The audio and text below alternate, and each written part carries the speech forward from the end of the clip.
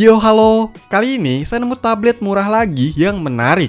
Tapi untuk mereknya memang agak asing ya, entah dari mana nih. Yap, ini dia Fafa X1. Ingat ya, ini bukan Vivo. Sekilas kalau lihat dari boxnya juga ini mirip-mirip kayak iPad ya. Apakah ini versi KW-nya? Tapi kalau harganya nggak mirip kok. Saya beli di toko Pak Edi sekitar 500 ribuan aja dengan kondisi yang masih baru katanya. Oke, nggak usah makin dilamain, langsung aja di unboxing. Di dalamnya, pertama ada unit dari tabletnya, tapi ditaruh dulu. Lanjut, yang lainnya nih. Wah, rame ya. Dapat headset atau earphone yang modelnya masuk lubang kayak gini. Terus dapat charger atau adaptor dengan output 5 volt 2 ampere. Agak kecil ya buat seukuran tablet. Ada kabel datanya yang udah pakai Type-C dan USB-A. Lumayan tebel nih kabelnya. Wah, masih dapat kabel OTG ya, USB-A to Type-C. Dan ini dikasih juga hard case-nya. Oh, semacam flip cover gitu ya, ada penutupnya nih. Terus ada kertas-kertas, yaitu stiker IMEI, buku petunjuk penggunaan, dan kartu garansinya. Kok ada tulisan iCherry? Apa merek Fafa ini masih saudaraan ya sama iCherry? Udah, nggak ada apa-apa lagi. Jadi inilah isi box dari tablet Fafa X1. Lengkap banget nih dari bawaannya. Lanjut, cek unitnya.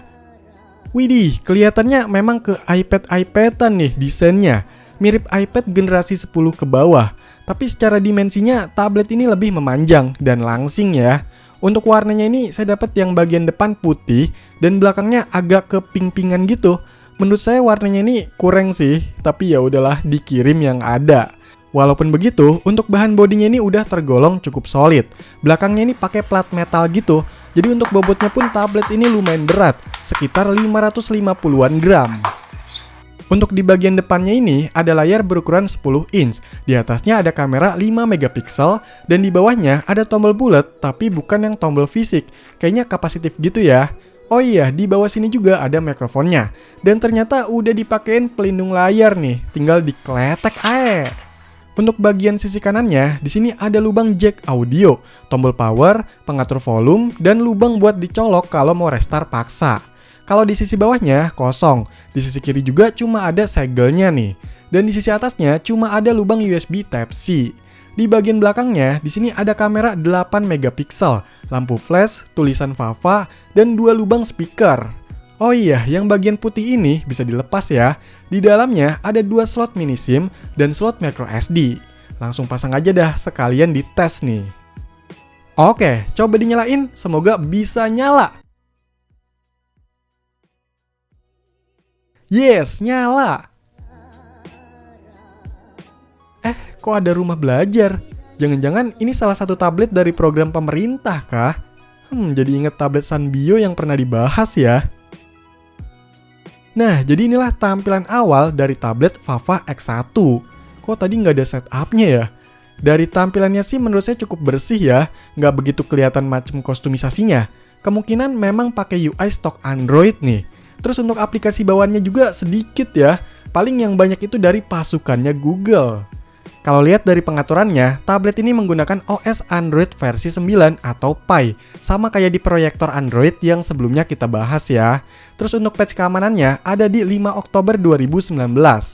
Untuk RAM di tablet ini totalnya 2 GB dan bebasnya cuma sekitar 526 MB.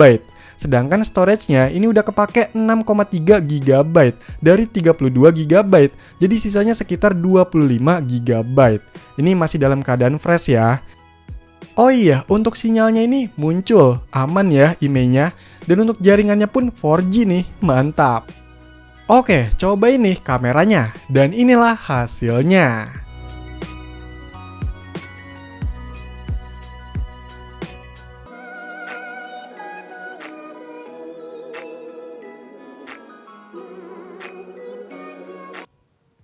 Waduh, kayak masuk ke isekai ya. Wah, di sini ada PS4 nih. Ya, jadi ini adalah hasil perekaman video dari tablet Fafa X1. Ini pakai settingan bawaannya. Tapi memang nggak bisa diubah juga sih untuk settingan videonya. Nah, menurut kalian gimana nih? untuk hasil rekaman videonya.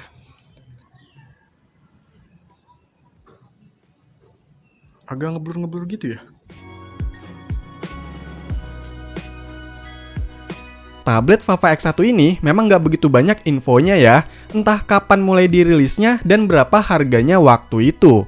Tapi setahu saya, untuk penjualannya mulai berseliweran dari tahun lalu atau bahkan sebelumnya.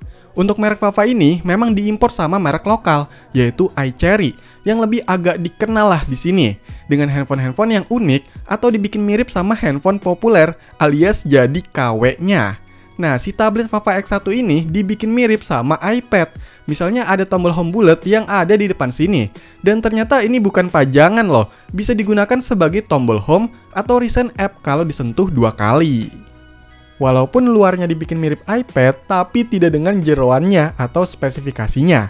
Tablet ini menggunakan chipset MediaTek MT6739CW, quad-core 1,5 GHz, jalan di 64 bit. RAM-nya 2 GB, internal 32 GB, GPU-nya PowerVR GE8100, layarnya 10 inch HD, jaringannya 4G, baterainya 4800 mAh, dan menggunakan OS Android 9 Pie.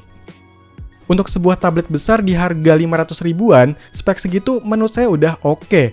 Apalagi speknya setelah saya cek bukan yang kayak tablet halu. Jadi walaupun KW, tapi untuk speknya beneran. Secara performanya, untuk sistem ini terbilang ringan ya, karena pakai UI stok Android, mana versi lama pula, dan untuk fiturnya pun minim.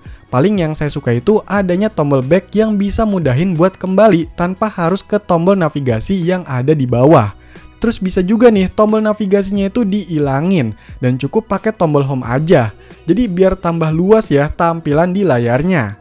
Tapi yang cukup ganggu itu, kadang tiba-tiba keluar peringatan sistem UI telah berhenti dan bakalan kayak soft restart gitu. Ya memang nggak bisa berharap lebih sih untuk performanya. Tetap ada keterbatasannya nih, apalagi kalau jalanin aplikasi yang berat. Tapi untuk yang ringan-ringan masih bisa dan masih cukup banyak yang support. Macam sosmed versi light, terus chatting-chatting WhatsApp yang biasa, buat baca-baca cerita atau komik, bahkan streaming video. Ini udah lumayan lah. Walaupun untuk Netflix, wideband-nya L3 atau maksimal di 480p aja resolusi videonya.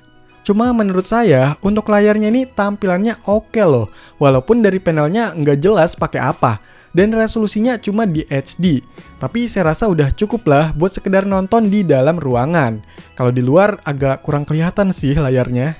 Terus untuk speakernya, secara kualitas memang nggak spesial. Tapi ini lumayan kenceng loh.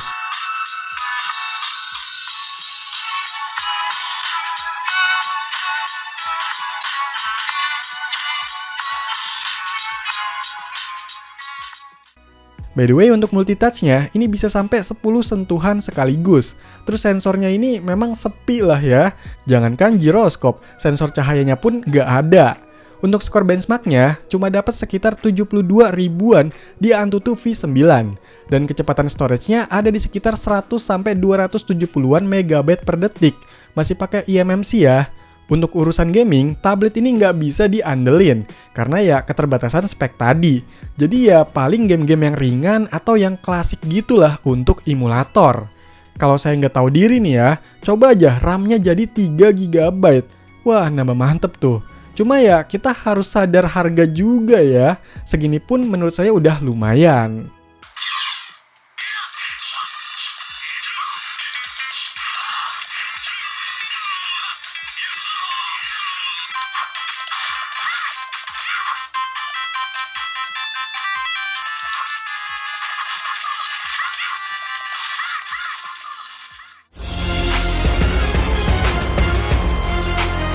Waduh, ini parah sih. Ada kecelakaan cuy. Tabletnya jatuh kayak kebanting gitu. Jadi saya tuh lagi seneng-senengnya nonton di tablet ini. Terus lupa kalau tabletnya saya simpen di atas lemari karena mejanya lagi dibersihin. Kesenggol tuh pas ambil barang. Ini back covernya sampai lepas loh. Walaupun udah saya pakein flip cover bawaannya. Tapi gokilnya, nih tablet kondisinya masih tetap nyala. Dan layarnya pun kelihatan aman sih, masih mulus. Dan sentuhannya ini masih normal. Cuma di bagian ujung bodinya aja nih jadi penyok dikit. Dan kayak agak ngangkat layarnya. Cuma yang lainnya sih masih oke ya. Terus karena udah kebuka nih belakangnya, jadi sekalian saya mau lihat deh dalemannya. Dan ternyata isinya kayak gini nih. Ya ciri khas handphone atau tablet-tablet murah sih. Masih ada seliweran kabel yang disolder gitu. Agak ngeri putus ya. Terus untuk PCB-nya, tablet ini pakai warna biru. CPU dan kawan-kawan masih kelihatan rapih nih, ketutup gitu. Nah untuk speakernya ternyata beneran ada 2. Bukan cuma lubangnya doang ya. Terus untuk baterainya ini 4800 mAh. Kalau untuk screen on time-nya itu pemakaian saya bisa dapat sekitar 3 jam. Tapi nggak tahu kenapa unit saya ini kalau baterainya udah 20% itu cepet banget turunnya. Bisa tiba-tiba mati aja. Nah untuk ngecharge-nya dari 20% sampai full itu sekitar 3 jam.